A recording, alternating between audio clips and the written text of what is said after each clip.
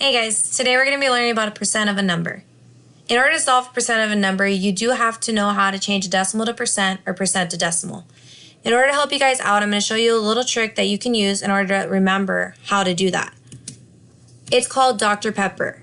D standing for decimal and P standing for percent. The way that you use this is if you're going from percent to decimal, you're going to go ahead and move your decimal over twice to the left. If you're going from decimal to percent, you're going to move it over twice to the right. For finding a percent of a number, we're going to have to change it from a percent to decimal. We're going to practice doing that.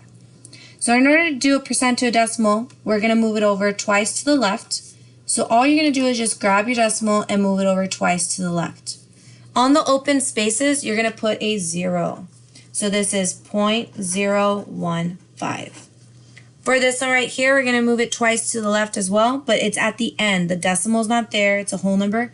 So it's going to be at the end, and it's going to be 0.03.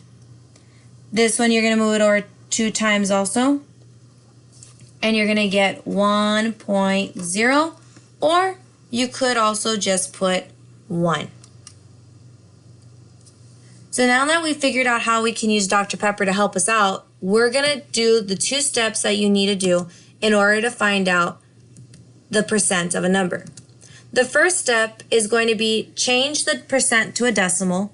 Second step, multiply the decimal by the number.